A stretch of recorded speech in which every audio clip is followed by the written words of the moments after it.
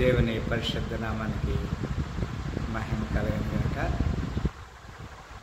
కీర్తన గ్రంథము 11వ అధ్యాయము మొదటి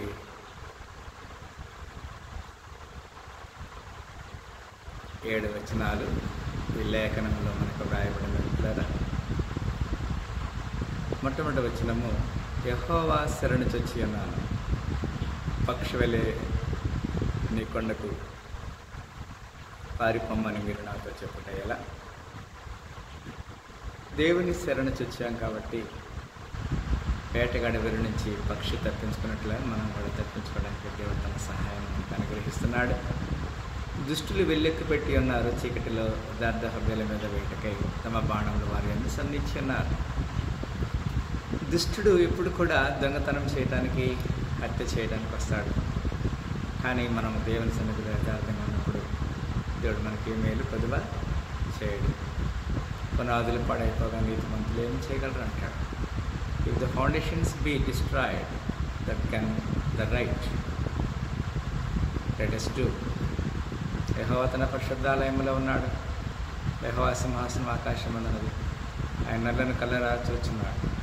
మన గష్టుల కనుదృష్టి చేత ఆయన వారిని పరిశీలించున్నాడు.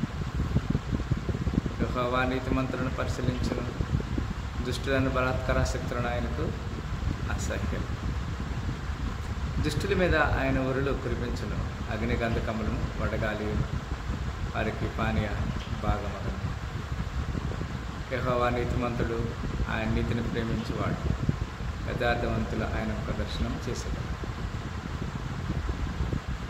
సాయంకాల సమయంలో యథార్థవంతుడిగా నీవు లేదు,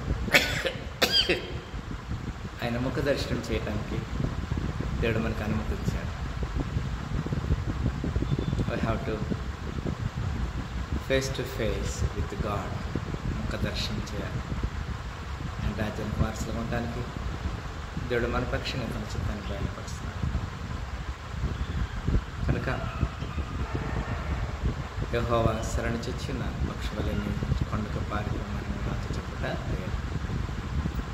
దేవుని దగ్గర యథార్థమైనటువంటి స్వభావంతో ఆయన సాక్షిగా ఒక దర్శనం చేద్దాం.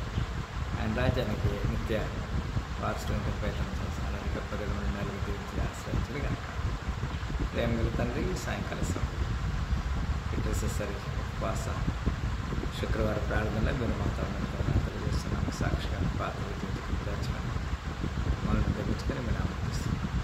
యేసుక్రీస్తు పరిశుద్ధ నామములో ప్రార్థన తండ్రి.